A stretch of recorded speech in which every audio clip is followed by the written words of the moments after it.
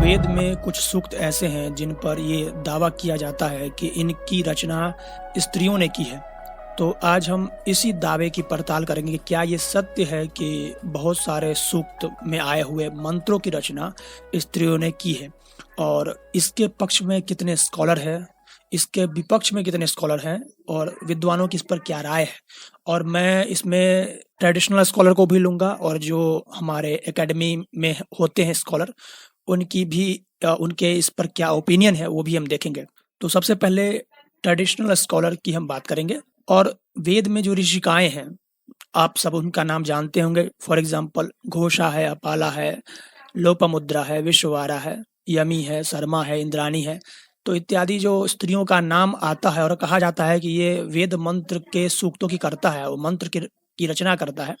तो इसमें कितनी सच्चाई है उसको हम देखेंगे। खास करके आर्य समाजी लोग इसको उठाते हैं और कहते रहते हैं कि यदि वेदों में स्त्रियों का अधिकार नहीं है तो कैसे स्त्रियां वेद मंत्र की रचना करती थी। यानी वैदिक काल में स्त्रियों की गति अच्छी थी, लेकिन बाद में आते आते स्त्रियों की गति बहुत खराब हो गई, स्मृति काल आते आते। तो इसमें कितनी सच्चाई है उसको भी देखेंगे। तो सबसे पहले इसमें जो हमारा जो ट्रेडिशनल पक्ष है, पारंपरिक विद्वानों का पक्ष है, तो उसमें मैंने लिया है पंडित दीनानाथ शास्त्री को, और आप दूसरे को भी देख सकते हैं। सबने पारंपरिक रूप से स्त्रियों का वेद अध्ययन नहीं माना है। स्वतंत्र रूप से स्त्रियों का कोई वेद अध्ययन नहीं है।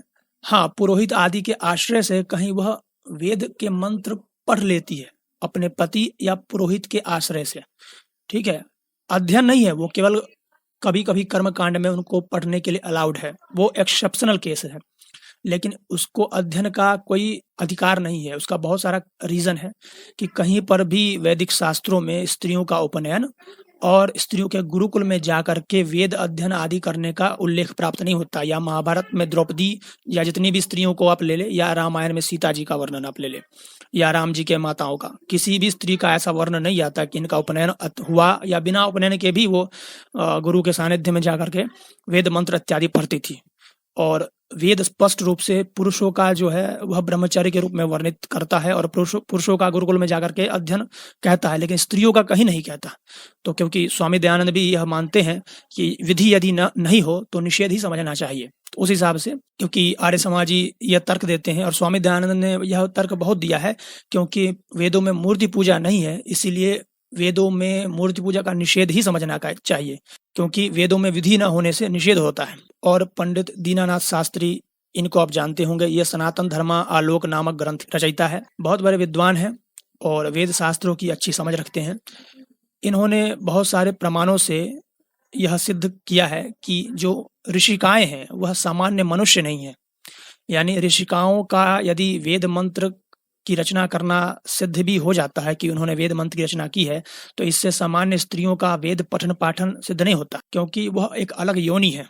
वैदिक स्त्रियां एक अलग प्रकार की योनि है, और इन्होंने अथर्ववेद संहिता से प्रमाण दिया है, और योग दर्शन व्यास भाष्य से प्रमाण दिया है, जहाँ पर मनुष्य और ऋषियों को अलग करके लिखा गया है। इससे यह सिद्ध होता है कि मनुष्य ऋषि नहीं है, क्योंकि यदि मनुष्य ऋषि होते तो उनको अलग नहीं किया जाता। तो ये अलग योनि है, इसीलिए इनका जो तर्क ये है कि ऋषि क्योंकि अलग योनि होते हैं, इसलिए उनको वेद मंत्र आदि पढ़ने का या उनकी रचना करने का या उनके दर्शन करने का अधिकार होता है। सामान्य स्त्री का इससे कोई लेना देना नहीं है। और वेद मंत्र की कर्ता जो स्त्रियां हैं वो ऋषिकाएं हैं, इसीलिए उनके रचना करने से या उनके वेद के पढ़ने से सामान्य स्त्रियों का वेद पठन पाठन सिद्ध नहीं होता है। ये लिखते हैं कि यहाँ देवता एवं ऋषियों के शरीर की मनुष्यों के शरीर से विलक्षणता तथा अयोनिजता दिखलाकर ऋषियों की मनुष्यों से भिन्नता बताई गई है। इससे ऋषि एक प्रकार के अवतार सिद्ध होते हैं, जैसे कि श्री कृष्ण अवतार आदि अभौतिक दिव्य शरीर वाले थे, और वे मनुष्य के घर भी हुए थे। और इसके बाद एक और प्रमाण देते हैं, यहाँ भी ऋषियों और मनुष्यों का पृथक पृथक ग्रहण होने से दोनों का परस्पर भेद स्पष्ट है। यहाँ पर लिखा है ऋषि नाम च स्तुति रूप यज्ञ च मनुषा नाम। तो यहाँ पर मनुष्य और ऋषि को अलग अलग कहा गया है। यहाँ पर भी ये कह रहे हैं कि इनका अलग अलग उल्लेख हमको शास्त्रों में बहुत जगह प्राप्त होता है।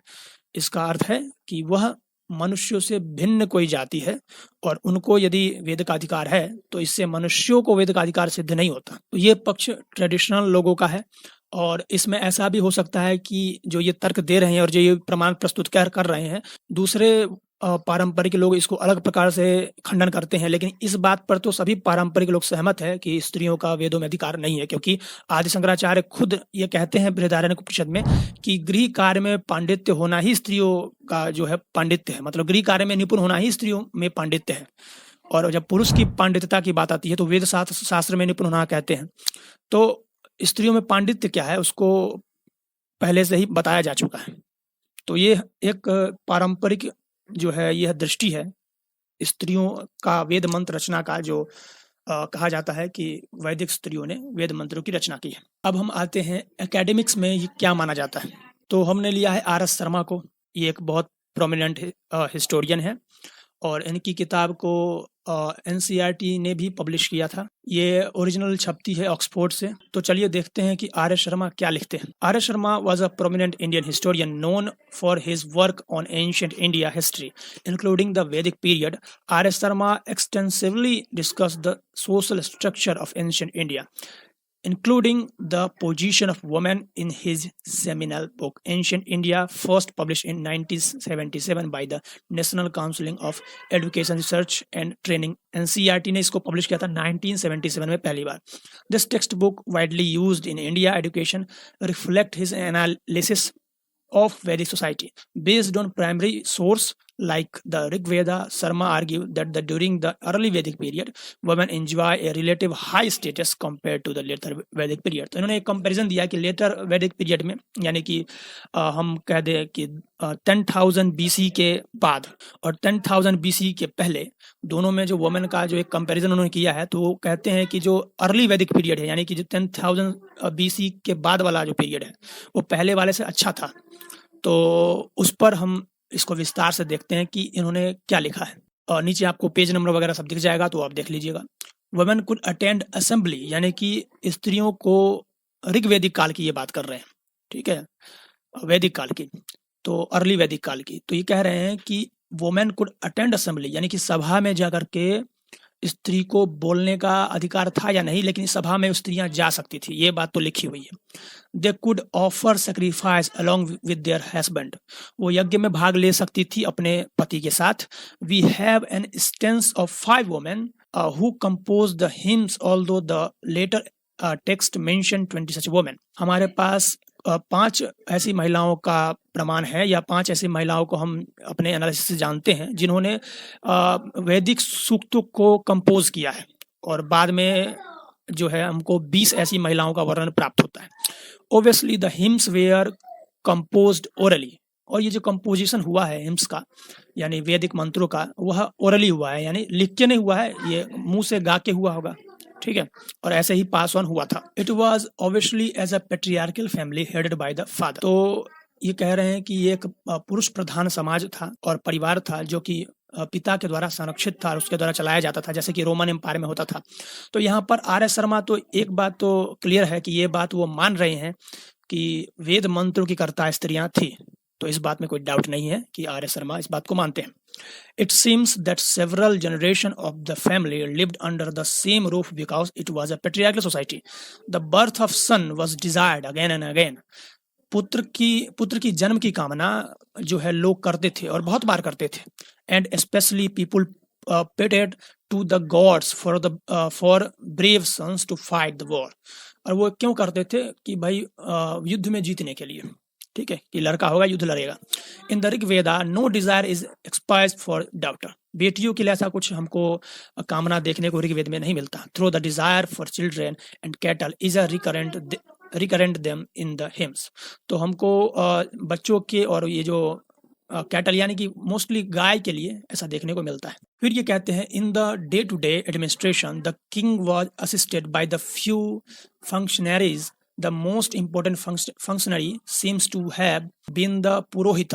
तो कुछ लोग होते थे जो उनको डे टू डे एडमिनिस्ट्रेशन में रन करने के लिए उनको सहायता प्रदान करते हैं, जैसे कि एक पुरोहित। The 2 priests who played the major part in the time of Rigveda are Vashishtha and Vishwamitra. ये 2 ऋषि का नाम ले रहे हैं जिन्होंने मेजर रोल ऋग्वेदिक काल में इनका मिलता है।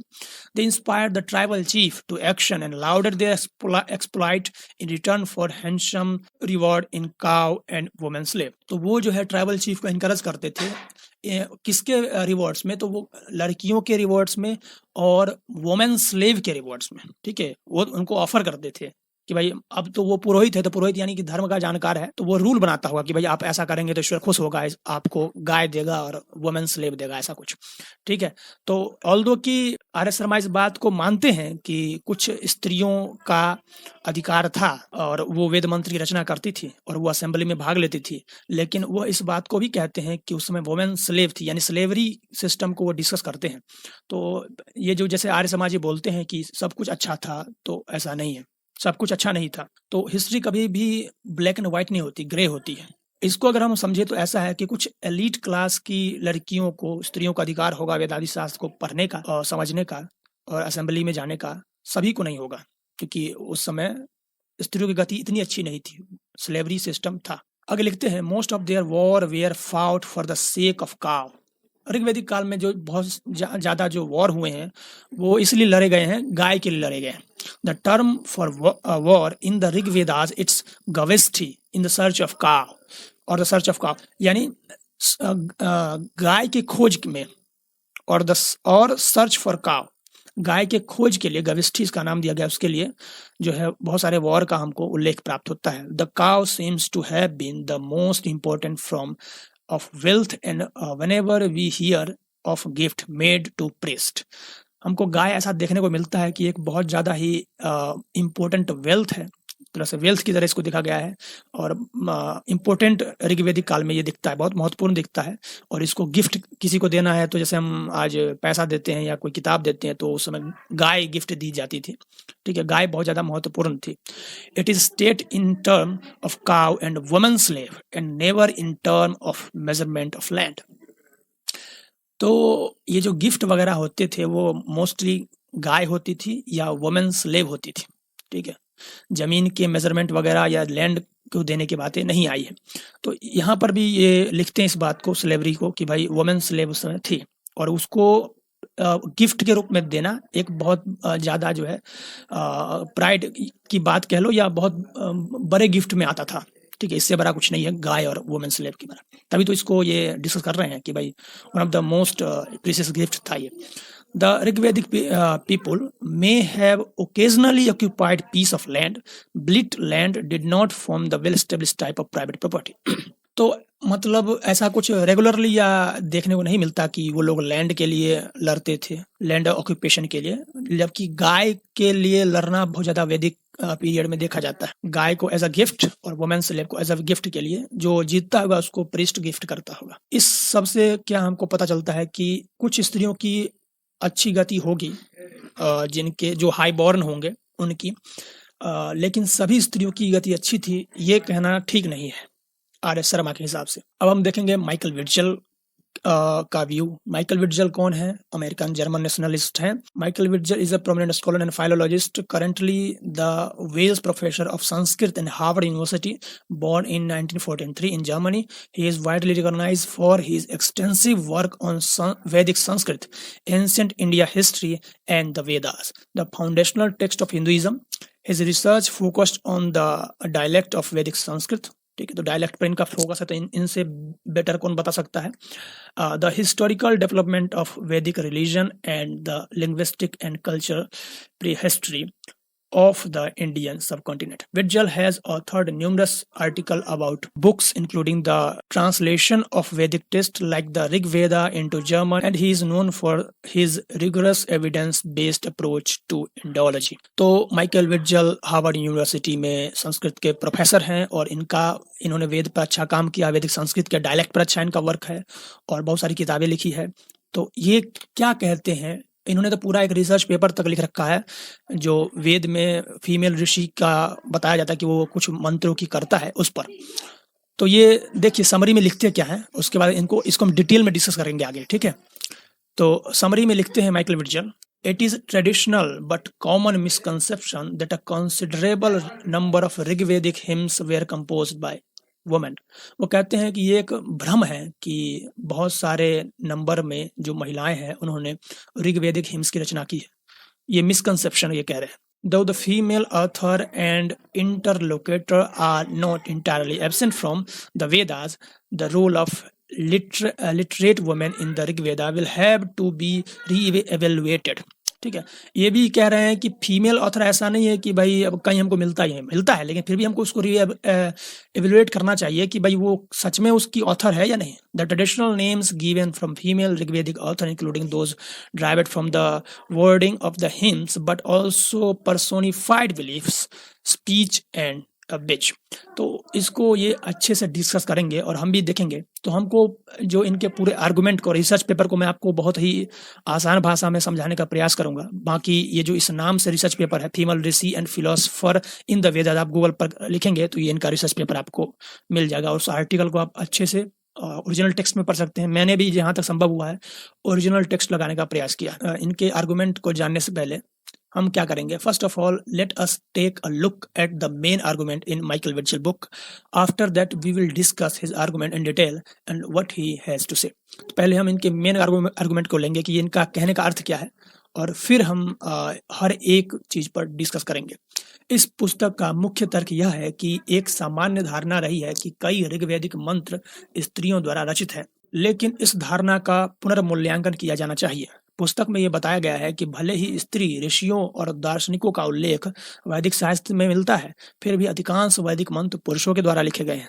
जहाँ तक प्रश्न है कि किसी महिला ऋषि ने वेदों के मंत्र क्यों नहीं लिखे, तो पुस्तक के अनुसार अनेक महिला ऋषियों को मिथकीय या प्रतीकात्मक रूप में प्रस्तुत किया गया है, जैसे कि श्रद्धा, वाक, दक्षिणा आदि। ये सब स्त्रियों के नाम से कही जाती है, पर इनका स्त्री होना संभव नहीं हो सकता है, उनको हम आगे देखेंगे। कुछ स्त्री वेदों में संवाद के रूप में प्रकट होती है, लेकिन इसका अर्थ यह नहीं कि वे वेद मंत्र रचनाकार है, बल्कि वे पुरुष कवियों द्वारा लिखे गए संवादों का हिस्सा है। कुछ स्त्री अनुकर्मणियों, वैदिक अनुकर्मणिका में, जैसे वृहद देवता आदि में दिए गए हैं, लेकिन ये संदिग्ध माने जाते हैं क्योंकि इनमें से कई नाम देवियां या काल्पनिक पात्रों के, यानी कई देवी देवताओं के नाम है जो वास्तव में एग्जिस्ट करते ही नहीं है और जिनके बारे में लॉजिकली कोई व्यक्ति मान नहीं सकता कि वो ऐसी कोई स्त्री होती भी होगी प्राचीन काल में। वैदिक काल में साक्षरता और वैदिक शिक्षा मुख्य रूप से पुरुषों तक सीमित थी, इसीलिए महिलाओं द्वारा रचित मंत्रों का प्रमाण दुर्लभ है। इस प्रकार पुस्तक यह तर्क देती है कि स्त्रियों को पूरी तरह से वेदों से बाहर नहीं रखा गया, लेकिन उनके योगदान को पारंपरिक रूप से बढ़ा चढ़ाकर प्रस्तुत किया गया है। यह जो पूरा होल आर्गुमेंट है माइकल विट्जेल का, और इसको हम देखते हैं एक एक करके। Detailed and mythological figure among the alleged female author of Rigvedic hymns, it is assisted to away with him mythological figure, in other word goddess and female entity that are of mythological antiquity, such as the first human and their immediate pregnancy. A number of such female rishi clearly are goddess. तो ये इसमें बताएंगे कि कुछ जिन ऋषिकाओं के द्वारा ये claim किया जाता है कि इन ऋषिकाओं ने वेद मंत्रों की रचना की है, वास्तव में ऐसी किसी भी फीमेल स्त्री का होना संभव नहीं है। क्यों? क्योंकि वो गॉडेस हैं, वो जो है सामान्य स्त्री नहीं है, ठीक है, वो भगवान कह सकते हो, ऐसा है। तो जब गॉडेस है, जैसे कि इंद्राणी, यमी, सूर्य, सावित्री, ये सब क्या है, जैसे इंद्राणी के बारे में लिख रहे हैं कि ये wife of prominent god, Indra की वाइफ है। सूर्या जो है is the daughter of sun god Surya, तो सूर्या जो है वो सूर्य की बेटी है, और दुल्हन है सोम की। तो ये सब जो है एक तरह से माइथोलॉजिकल पात्र है, और इसका यदि कहा जाए कि इन्होंने वेद मंत्र की रचना की है, तो ये मानना ठीक नहीं है, क्योंकि ऐसी कोई स्त्री एग्जिस्ट कर ही नहीं सकती। ठीक है, माइथोलॉजिकल ऐसे कैरेक्टर, सूर्य की कोई पत्नी कैसे हो सकती है और सोम की या चंद्रमा की बीवी, ठीक है, या इंद्र कोई कहाँ है और इंद्र की बीवी। तो ये मतलब माइथोलॉजिकल पात्र है, और इस पर ये क्लेम नहीं किया जा सकता है कि इन लोगों ने मिलकर के जो है वेद मंत्र की रचना की है। तो ये तो इनका पहला आर्गुमेंट ये रहा। Yami is the sister of Yama, son of Vivasvant and first mortal though still a god. In the closely related the Iranian mythology, even the sister of human, his brother Manu is a first human. Such mythical being for a beginning of humankind are not expected to be author of Rigveda. तो ये जो yummy का ये पूरा परिवार का इतिहास निकाल रहे हैं कि इनका भाई जो है मनु है, पहला जो है धरती पर ह्यूमन था जिसने पूरा मनुष्य समाज को बनाया। बृहदारण्यकोपनिषद में इसका वर्णन भी आता है, मनु शत्रुपा की कहानी आपने सुनी होगी। तो ये भी एक मिथिकल बीइंग है, और यमी का जो है वेद मंत्र करता होना सिद्ध नहीं हो सकता। अब ये कह रहे हैं कि the same applied on clearly mythological animal. कुछ ऐसी माइथोलॉजिकल एनिमल का भी जिक्र किया गया है जिनको ये कहा जाता है कि इन्होंने वेद मंत्र की रचना की। फॉर एग्जाम्पल इन्होंने लिखा है शर्मा देवशुनि। तो ये जो है शर्मा देवशुनि जो है वास्तव में शर्मा नाम की कुतिया है, ठीक है, फीमेल डॉग कह सकते हैं उसको, ठीक है, तो उसको भी वेद मंत्र का ऋषि कहा गया है। और कोई फीमेल डॉग कैसे वेद मंत्र की रचना कर सकती है, सी डॉग ठीक है, तो ये भी एक जो है असंभव बात है। सर्पराग्नि, सर्परागी जो है यह क्वीन ऑफ स्नेक इसको ट्रांसलेट करते हैं, सांपों की रानी ऐसा, लेकिन ब्राह्मण ग्रंथों में यज्ञ में अन्न और गाय आदि भी इसका अर्थ किया गया है, लेकिन फिर भी ये भी मान लिया जाए तो वेद मंत्र कर्ता सर्परागी है ऐसा सिद्ध नहीं हो सकता है। और इंद्र शर्मा आदि के बारे में ये बात कर चुके हैं। अन्य बात ये कह रहे हैं देवसुनी के बारे में, सर्परागी के बारे में, ये भी माइथोलॉजिकल एनिमल है जो वास्तव में एग्जिस्ट नहीं करता है, ठीक है, ना कभी कर सकता है, ना कभी करता होगा। और ये ऋषि है, आप दे सकते हैं, यह है मंडल 10 ऋग्वेद में, शर्मा देवसुनि ऋषि का। और सायन ने शर्मा का अर्थ देवसुनि किया है, शर्मा का अर्थ देवसुनि, देवसुनि का मतलब होता है, नीचे मोनियर विलियम का पूरा संस्कृत का इंग्लिश का डिक्शनरी मैंने लगा रखा, आपटे का भी लगा रखा है, जिसमें स्पष्ट लिखा हुआ है डिवाइन डॉग। महर्षि भगवान सायणाचार्य ने भी शर्मा का अर्थ देवसुनि किया है, मतलब देवों की कुतिया, देवों की शर्मा, ठीक है, तो आप इसको स्पष्ट पढ़ सकते हैं। तो ये भी एक माइथोलॉजिकल एनिमल है जो किसी वेद मंत्र का कर्ता नहीं हो सकता। सर्परागी यह वेद मंत्र मंडल 10 में आता है, उसका ऋषि है। कौस्तुकी ब्राह्मण के अनुसार इसका अर्थ वाणी, गौ, यज्ञ का अन्न इत्यादि होता है। यह भी माइथोलॉजिकल एनिमल है, यह भी वेद मंत्र का कर्ता संभव नहीं हो सकता है। कुछ वेद मंत्रों में देवता मंडूक है यानी मेंढक, तो उसमें मेंढकों की चर्चा की गई है, तो मेंढक इसमें भी जो है कोई सेंस यह वेद मंत्र नहीं बनाती है। रियल वुमेन, अब ये आते हैं कि भाई अब हम जब इन सब माइथोलॉजिकल एनिमल और फीमेल एनिमल कह सकते हैं, माइथोलॉजिकल गॉडेस को हम हटा देते हैं, तब कुछ ऐसी स्त्रियों का नाम आता है जिस पर ये क्लेम किया जाता है कि यह रियल वुमेन हो सकती है और वेद मंत्रों की कर्ता हो सकती है। अपालात्रयी, गोधा घोषा, रोमशा, लोपामुद्रा, विश्ववारात्रयी, इन सभी स्त्रियों का नाम यहाँ पर आया, सरस्वती, अंगिरसी, ठीक है। तो इन सब स्त्रियों का एक एक करके हम देखते हैं कि क्या आर्गुमेंट देते हैं माइकल विर्जिल इनके पक्ष में। पहला है रोमशा, तो यह वेद मंत्र है, इसको आप पॉज करके पढ़ सकते हैं, मैं पूरा पढ़ूंगा नहीं, इस पर उनकी व्याख्या क्या है उनको हम समझेंगे, ठीक है। ये वेद मंत्र पूरा है, इसको आप पढ़ लो, और जो मैं इसके ऊपर जो टिप्पणी रखूंगा वो उनकी ही टिप्पणी है जो मैंने अपनी भाषा में लिखा है, और वह इसी वेद मंत्रों के आधार पर है। भाषा और भाव पुरुष दृष्टिकोण को दर्शाते हैं। संवाद की शैली से स्पष्ट है कि पुरुष के नजरिए से लिखा गया, यानी कि इसकी रचयिता तो ऋषि में स्त्री का नाम लिखा हुआ है, लेकिन भाषा शैली से यह सिद्ध होता है कि किसी पुरुष के दृष्टिकोण से लिखा गया, किसी पुरुष ने इसको लिखा है। इसमें अब ये कोट कर रहे हैं, ये वेद मंत्र कोट किया जा रहा है। जिस प्रकार नकुली अपने पति से चिपटी रहती है, उसी प्रकार यह संभोग योग्य युवती आलिंगन करने के पश्चात चिरकाल रमन करती है। तो यह जो है एक पुरुष प्रधानता को यहाँ पर दिखाता है। यहाँ स्त्री को पुरुष की कामुक दृष्टि से देखा गया है, ठीक है। तो स्त्री को पुरुष की कामुक दृष्टि से देखा गया है, उसे एक भोग्य वस्तु के रूप में प्रस्तुत किया गया है, जो एक पुरुष कवि के लेखन की ओर संकेत करता है। तो ये इन्होंने देखो कितना प्रिसाइजली इस चीज को ध्यान दिया है कि वेद मंत्र क्या किस हिसाब से लिखा गया है और किस सोच से लिखा गया। एक और कोट कर रहे हैं, यह रेतो युक्त रमणी मुझे सैकड़ों भोग प्रदान करती है। यह पंक्ति दर्शाती है कि पुरुष कवि ने स्त्री पात्र को एक पुरुष की इच्छाओं को पूरा करने वाली के रूप में दिखाया है। समीप आकर मेरा स्पर्श करो, मेरे अंगों को अल्प मत समझो, स्त्री कह रही है पुरुष को। स्त्री रोमशा को इस तरह चित्रित किया गया है कि वह स्वयं पुरुष को आमंत्रित कर रही है, जो वैदिक समाज में प्रचलित स्त्री के विनम्र और संयमी चित्रण से मेल नहीं खाता है। इन सभी पंक्तियों से यह स्पष्ट होता है कि संवाद पुरुष मानसिकता से लिखा गया है, जहाँ स्त्री का चित्रण पुरुष की इच्छाओं को पूरा करने वाली के रूप में किया गया है। संवाद की संरचना पुरुष की संकल्पना से निर्मित। संवाद एक तरफा है और पुरुष प्रधान दृष्टिकोण से लिखा गया, यानी कि वहां पर पुरुष की दृष्टि से स्त्री को कामुक दृष्टि से बुलाया जा रहा है, स्त्री नहीं बुला रही, यानी एक पक्ष बात किया जा रहा है। तो इससे भी यह सिद्ध होता है कि यह पुरुष दृष्टिकोण से लिखा गया है। 10 रथों में वधुएं बैठी है। 10 रथ है, उसमें बहुत सारी वधु। यहाँ वधु युवती, यहाँ वधुओं को एक वस्तु की तरह दान में दी जाने वाली संपत्ति की तरह प्रस्तुत किया गया है। तो यह भी पुरुष की दृष्टिकोण को परिभाषित करता है, न कि स्त्रियों को दृष्टिकोण को।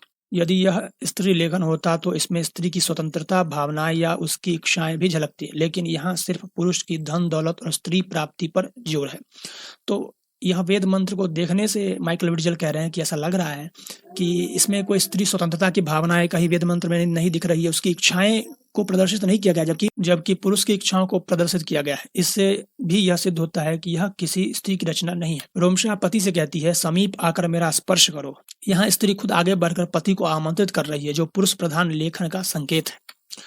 इस तरह संवाद पुरुष समाज के एक आम पुरुषवादी सोच को दिखाते हैं, जहां स्त्री को या तो पुरुष को तृप्त करने वाली या दान की वस्तु के रूप में देखा जाता है। यदि यह संवाद वास्तव में किसी स्त्री ने लिखा होता तो इसमें स्त्री की भावनाओं, इच्छाओं या उसकी स्वतंत्र सोच को अधिक स्थान मिलता। तो इन सभी आधारों पर माइकल विर्जिल कहते हैं कि यह संभव नहीं है कि यह किसी स्त्री की रचना हो सकती है। आगे जिस स्त्री की हम बात करेंगे ऋषिका की, उसका नाम है लोपमुद्रा।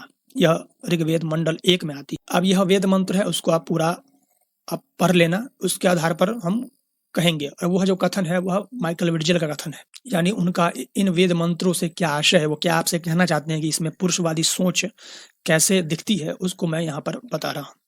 तो उसको आप पॉज करके आप पूरा पढ़ सकते हो।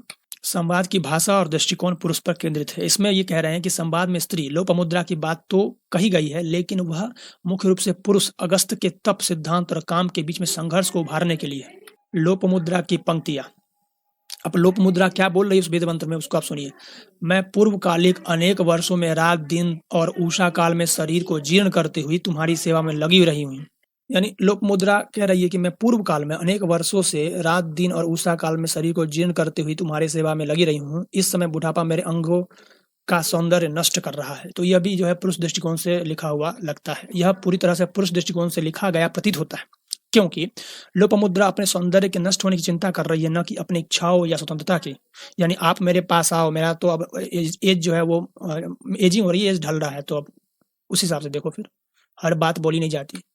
उनकी सबसे बड़ी चिंता यह है कि अगस्त उन्हें स्वीकार करेंगे या नहीं, जिससे पता चलता है कि वह खुद कोई निर्णय नहीं ले रही, बल्कि पति की अनुमति का इंतजार कर रही है। यह पुरुष लेखन का एक प्रमुख संकेत है, क्योंकि एक स्त्री लेखक यदि लिखती तो वह अपनी इच्छाओं, अधिकारों और खुद की संतुष्टि पर जोर देती, केवल पति को प्रसन्न करने पर नहीं। तो यह भी जो पूरा लोपमुद्रा के द्वारा जो कथन कहा जा रहा है वह किसी पुरुष को प्रसन्न करने की दृष्टि से है। इसमें कहीं पर भी स्त्री की स्वतंत्रता आदि नहीं दिखती है, क्योंकि एक स्त्री लिखती तो वो अपने बारे में लिखती, ठीक है, अपने पक्ष को लिखती, अपने दृष्टिकोण से समाज को देखती, जो कि ऐसा दिखता नहीं है।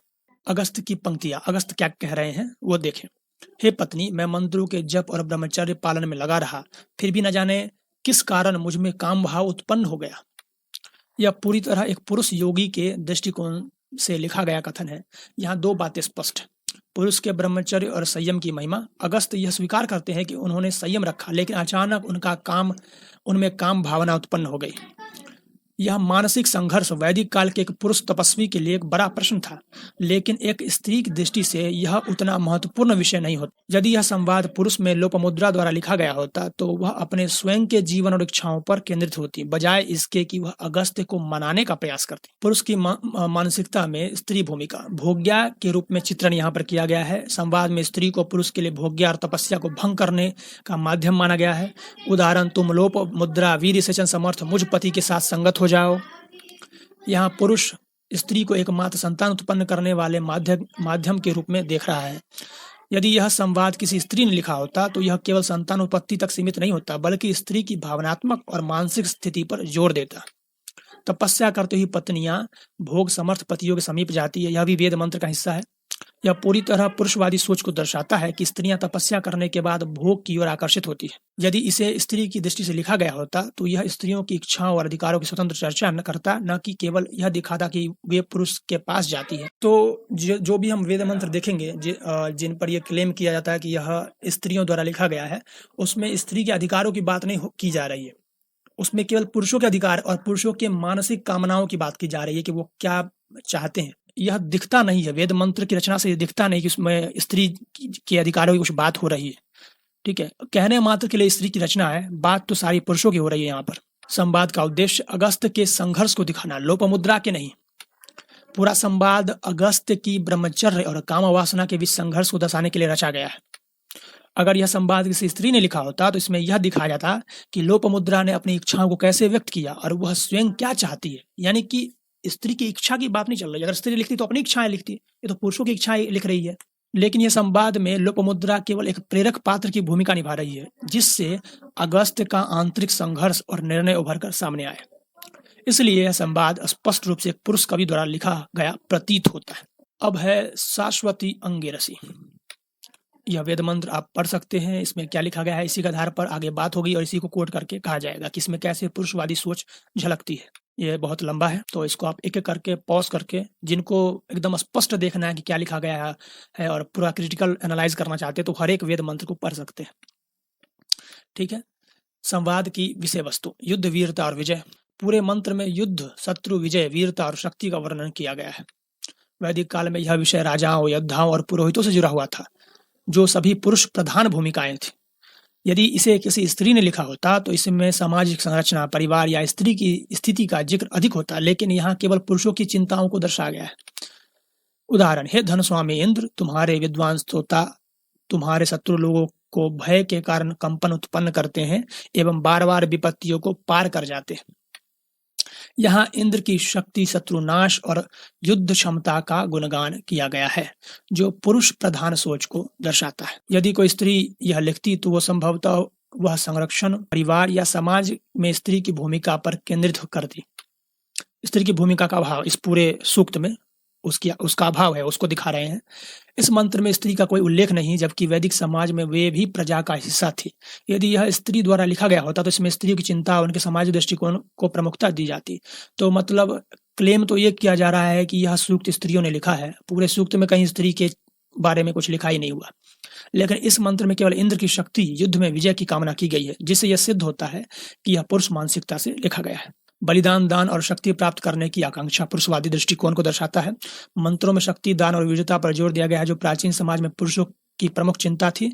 वैदिक युग में राजा और योद्धा इंद्र की पूजा करते थे, इसलिए करते थे क्योंकि वे युद्ध में सफलता चाहते थे। स्त्रियों के लेखन में आमतौर पर समाज, परिवार और नैतिकता से जुड़े विषयों पर अधिक ध्यान दिया जाता है।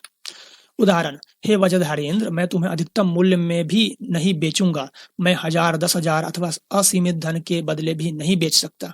यह एक पुरुष योद्धा या पुरोहित की मानसिकता को दर्शाता है, जो इंद्र के प्रति अपनी निष्ठा और शक्ति की आकांक्षा को प्रकट कर रहा है। स्त्रियां प्रायः धन, युद्ध या बलिदान जैसी बातों पर ध्यान केंद्रित नहीं करती, बल्कि सामाजिक स्थिरता, परिवार और रिश्तों की बात करती है, क्योंकि अपने स्वतंत्रता की तो बात करेगी ही, उनकी स्थिति क्या है उनकी बात करेगी, अपने बारे में तो लिखेगी कि मैं क्या कर रही हूँ। नाम तो दे दिया है, केवल नाम मात्र की इसने रचना किया है, और उस मंत्र में पूरा युद्ध चल रहा है और इंद्र की स्तुति चल रही है। अब है गोधा। यह भी जो है मंडल 10 में आता है, इसको आप पूरा विस्तार से पढ़ सकते हैं। अब इसमें जो अनुकर्मणी में इसका नाम लिया गया है गोधा का, यह भी संदिग्ध है। माइकल विट्ज़ेल कहते हैं कि यह काव्स का कर मादा वारन छिपकली में बताया गया है, वह स्वयं एक अजीब संयोग है। यह 2 मंत्र बता रहे हैं 6 और 7, 6 का दूसरा और 7 इंद्र की स्तुति वाले एक नियमित सूक्त में पाए जाते हैं, जिसे परंपरागत रूप में माद्राती युवनाश्च के पुत्र के रूप में समर्पित माना गया है। पुस्तक में तर्क दिया गया है कि अगर पूरा सूक्त एक पुरुष कवि द्वारा रचित है, तो अचानक बीच में इन दोनों को एक स्त्री द्वारा लिखा हुआ मानने का आधार स्पष्ट नहीं होता। माइकल विट्ज़ेल ये तर्क दे रहे हैं कि पूरा सूक्त ही एक पुरुष कवि द्वारा लिखा गया है, तो अचानक 2 मंत्र में हम कैसे मान ले कि यह स्त्रियों द्वारा लिखा गया, क्योंकि पूरा सूक्त तो पुरुषवादी दृष्टिकोण को कह रहा है।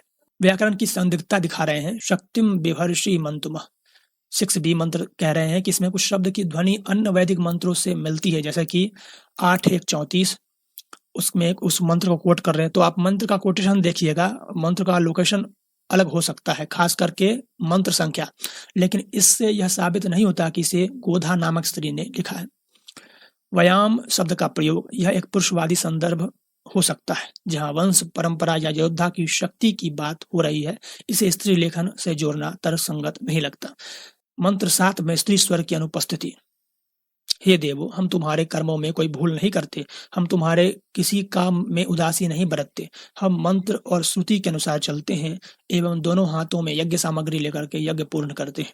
यहाँ कोई भी पंक्ति यह संकेत नहीं देती कि यह किसी स्त्री द्वारा बोली गई है, बल्कि एक सामान्य वैदिक पुरुष यजमान या पुरोहित के वक्तव्य की तरह अधिक प्रतीत होती है। फीमेल ऋषि का जो रोल है वो बहुत लिमिटेड है। Witzel dismiss the traditional claim that many Rigvedic hymns were composed by women. वो परंपरागत जो है यह इस दावे को खारिज करते हैं कि वैदिक हिम्स की कर्ता जो है वह स्त्री है। He argued that the most elegant female author, goddess like Aditi, Urvashi, are mythological or ritual entity, not a historical woman. तो कई माइथोलॉजिकल इंद्राणी, यमी इत्यादि का हम बात कर चुके हैं, और भी ये बता रहे हैं अदिति, उर्वशी इत्यादि अप्सरा के बारे में, तो वो एग्जिस्ट ऐसी कोई स्त्री कर ही नहीं सकती। Even in the case where women appear as a interlocutor like Lopamudra Ghosha, their word are likely composed by male poet. वो कैसे दिखता है वेद मंत्रों से, वो हमने पीछे बात किया। Patriarchal society and men dominant ritual. Vedic poetry and ritual were primarily a male domain. Women were excluded from the formal role of mantra composer. ठीक है, ये भी बहुत सारे शास्त्रों से हमको मिलता है। इन द पेट्रियार्कल सोसाइटी, ये कह रहे हैं माइकल विट्जल का ये आर्गुमेंट। द फ्यू एक्सेप्शन, ठीक है, like Shashi Paulomi in Rigveda are late addition, book 10, तो 10th मंडल में आता है, इसीलिए उसको लेट एडिशन कह रहे हैं। And reflect the Atharvavedic folk tradition, not mainstream Rigvedic culture. Women in ritual, secondary and symbolic. Women participated in ritual, marriage hymns like, but their roles were symbolic or passive. Some hymns, Apalahayatri Ghosha, direct women seeking husband or blessing, reinforcing their domestic and marital roles. ठीक है, तो उनका domestic और marital role दिखाया जाता है, न कि वह बहुत ज़्यादा वेद मंत्रीकर्ता के रूप में देखी जाती है। Witzel note that the text Brihadaranyakopanishad mention learned women like Gargi and Maitreyi, but their inclusion is exceptional and rhetorical, used to highlight philosophical debate, not gender equality. तो वो एक्सेप्शन केस मान रहे हैं गार्गी को और मैत्रेयी को। Witzel critic nationalist and feminist attempt to project modern ideals of equality into the Vedic period. तो Michael Witzel जो है, यह जो नेशनलिस्ट और फेमिनिस्ट जो ऑथर है, ये नेशनलिस्ट फेमिनिस्ट क्या किसको रहे हैं, जो ये सिद्ध करते हैं कि फीमेल ऋषि थे। आप एग्जाम्पल यहाँ पर ले सकते हैं आर्य शर्मा का, जो कहते हैं कि फीमेल ऋषि थी और उन्होंने वेद मंत्रों की रचना की थी। तो उसको ये काट रहे हैं कि ऐसा कुछ वेद मंत्रों से हमको दिखता नहीं है, इसलिए ये अप्रोच गलत है। अब हम ये देखते हैं कि माइकल विट्जल के इस ओपिनियन के साथ कौन कौन से हिस्टोरियन जो है वो अलाई करते हैं, उनके साथ जाते हैं, अलाइन करते हैं। ठीक है, स्टेफियन डब्ल्यू जेमसन एंड G.O.P. बेरेटन, ये दोनों जो है ये माइकल विट्जल के साथ उनकी आर्गुमेंट और उनके ओपिनियन का सपोर्ट करते हैं। In their authoritative translation of Rigvedas 2014 Oxford University Press, ये लोग भी जो है वैदिक संस्कृत पर अच्छी नॉलेज रखते हैं, वैदिक साहित्य पर। दो हिस्टोरियन का नाम मैंने बताया, Stephen W Jamison and G.O.P. Brereton, acknowledged the presence of female figure like Lopamudra. ये लोग मानते हैं कि भाई लोपामुद्रा जैसी कोई ऋषि एंड घोषा जैसी होगी, but treat these attribution which caution. They note that while these hymns are traditionally linked to women, the textual evidence doesn't definitively prove authorship in the woman sense. तो जो हमको भले ये क्लेम किया जाता है कि यह लिंक भी है कि इसकी कर्ता फीमेल ऋषि है, लेकिन जो टेक्स्ट उसके अंदर लिखा है सूक्त के अंदर, वो इस बात को सपोर्ट नहीं करता। Aligning with Wittgel skepticism about widespread female composition. Jemson, a leading expert on Vedic gender role, suggests in her other work, like नाम लिखा हुआ है, Sacrificed Wife 1996, that the women role were significant in ritual but not necessarily as prolific hymns composer. Jamison जो है यह suggest करते हैं, 1996 में इनका वर्क है, वो कहते हैं कि इन स्त्रियों का तो कल्चर में या कर्मकांड में देखने को मिलता है कि उनमें ये लोग हैं, लेकिन ऐसा नहीं कि वेद मंत्र की कर्ता के रूप में ऐसे देखने को मिलता है। दूसरे हिस्टोरियन है पैट्रिक ओलिवेल, अनदर प्रोमिनेंट इंडोलॉजिस्ट, ठीक है, focused on the social context of वैदिक इंडेक्स। तो ये इंडोलॉजिस्ट हैं, तो ये वैदिक टेक्स्ट के ऊपर ये फोकस करते हैं सोशल कॉन्टेक्स्ट के रूप में कि भाई सोशल स्ट्रक्चर कैसा था उस time, and tend to view the early Vedic period as a male dominant in literary production. While he does not directly address female rishi in depth, his broader analysis implies that the intellectual role for a woman were exceptional rather than normative. Indirectly support Wittgel restraint. Hermann Oldberg, तो ये भी एक German वैदिक scholar हैं, also expressed doubt about traditional authorship. Claim in his, उन्होंने किताब है, किताब का नाम है Die Religion des Veda 1970. His philosophical approach prefigure Wittgel questioning whether names like वाक है, वाक का मतलब वाणी, और श्रद्धा indicate actual women or mythological construct. ठीक है। तो ये भी जो है हरमन ओल्डबर्ग भी जो है वह जाते हैं सेम आर्गुमेंट के साथ माइकल विट्जेल के साथ कि ये जो वाक श्रद्धा, ये जो माइथोलॉजिकल कैरेक्टर के रूप में दिखाया है, एक माइथोलॉजिकल कैरेक्टर है जिसको एक स्त्री के रूप में दिखाया गया है, माइकल विट्जेल के साथ ये जाते हैं। तो अगर हम प्रोमिनेंट हिस्टोरियन इंडोलॉजिस्ट की बात करें तो टोटल हम देख सकते हैं, इससे ज़्यादा भी होंगे लेकिन 4 को मैंने यहाँ पर लिया है। ए स्कॉलर हु डिसएग्री और take a more exclusive view, तो वे स्कॉलर जो माइकल विट्जेल से डिसएग्री करते हैं, उसमें मैंने पहले जिक्र मैं कर चुका हूँ, आर एस शर्मा है, जो मानते हैं कि स्त्रियों का अधिकार था असेंबली में जाने का और वो जो है वेद मंत्र की कर्ता हो सकती थी, और उन्होंने माना इस बात को। शुरुआत में कुछ 5 स्त्रियों का शायद जिक्र किया, उसके बाद ज़्यादा। और वो इस बात को भी ऐसा नहीं पूरा ब्लैक एंड व्हाइट में कहते हैं, वो कहते थे कि उस समय महिलाओं की स्थिति कुछ ज़्यादा अच्छी नहीं है, क्योंकि वुमेन स्लेवरी को भी वो उल्लेख करते हैं। तो आर एस शर्मा यहाँ पर तो डिसएग्री कर रहे हैं कि इस बात को आर एस शर्मा नहीं मानते माइकल विट्जेल की कि वुमेन जो है वह कर्ता नहीं है वेद मंत्रों की। E.S. Atlaker, in the position of women in Hindu civilization, argue that the presence of Brahmavadini and a named female rishi in the Rig Vedas indicates significant intellectual agency, including hymns, authorship. He see this as consistent with the period, less rigid gender norms. तो E.S. Atlaker जो है वो देखते हैं कि भाई letter वैदिक period से कम जो है उस समय बाध्यता थी स्त्रियों के लिए, स्त्री कुछ ज़्यादा स्वतंत्र थी और उन्होंने वेद मंत्र की रचना की है। तो वे आर एस शर्मा के साथ जाते हैं। कुमकुम रॉय ये भी जो है एक फेमिनिस्ट इंडियन हिस्टोरियन है, यह भी क्योंकि फेमिनिस्ट है तो ऑब्वियसली बात है कि भाई जाएंगे। जरूरी नहीं कि फेमिनिस्ट जाएगी, क्योंकि हिस्ट्री को देखने का पर्सपेक्टिव अलग अलग होता है, लेकिन ये भी जो है आर एस शर्मा के साथ जाती है और ये माइकल विट्जेल के खिलाफ है। डेविड फ्रोवेल जो है ये भी आर एस शर्मा के साथ जाते हैं और ये भी जो है माइकल विट्जेल के खिलाफ ये आर्गुमेंट देते हैं। इनका भी यही ओपिनियन है कि वैदिक ऋषि थी जिन्होंने वेद मंत्र की रचना की थी। कुछ ऐसे हिस्टोरियन भी है जो मिडिल ग्राउंड रखते हैं, जैसा कि Upendra Singh, a history of ancient and early medieval India 2008 note the contribution of women like Lopamudra Vishwara but frame them exceptional class, suggesting a balanced view that neither dismissed nor overstated their authorship.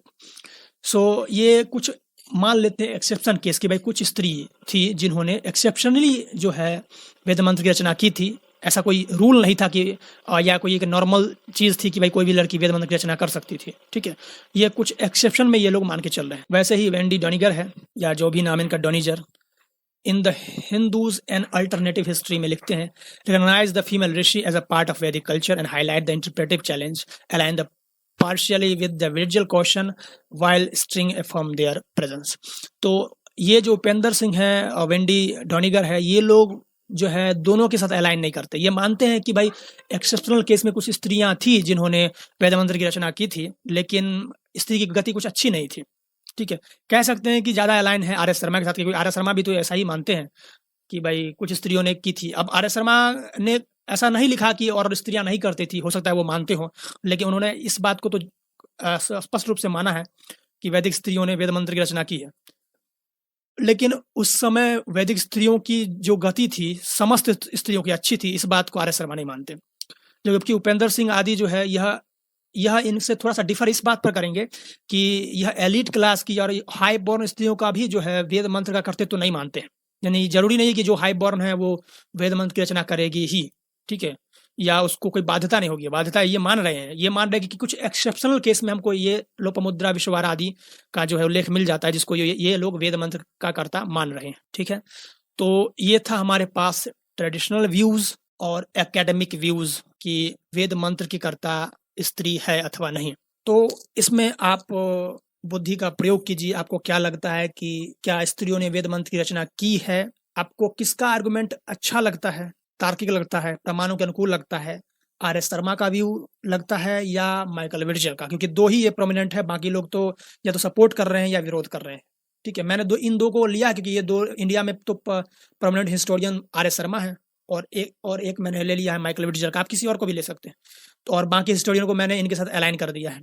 ठीक है, तो आप किसके views के साथ जा रहे हैं, आपको क्या ज़्यादातर संगत लगता है, तो वो डिपेंड करता है आपने कितना अध्ययन किया है, या अगर आप कन्फर्मेशन बायस के सिखा रहे हैं तो उसके शिकार हैं, तो फिर तो अगर कोई आर्य समाजी होगा तो वो आर्य शर्मा के व्यूज़ को भी नहीं मानेगा। उसका रीज़न मैं बता रहा हूँ कि आर्य शर्मा के व्यूज़ को ये तो मान लेगा कि स्त्रियों की रचना जो सॉरी वेद मंत्र की रचना स्त्रियों ने की है, लेकिन इस बात को नहीं मानेगा कि उस समय वुमेन स्लेव भी थी, जिसका उल्लेख आर्य शर्मा कर रहे हैं। ये तो आर्य समाजियों के लिए भी एक बहुत ज़्यादा जो है ब्लैक एंड व्हाइट चीज़ नहीं है, ठीक है। वो भी यहाँ पर किसी एक हिस्टोरियन को मानने से इनकार कर देंगे, वो तो सबको मिलावट बोल देंगे, ठीक है। तो ये जो है व्यू है एकेडमिक्स में और ट्रेडिशन में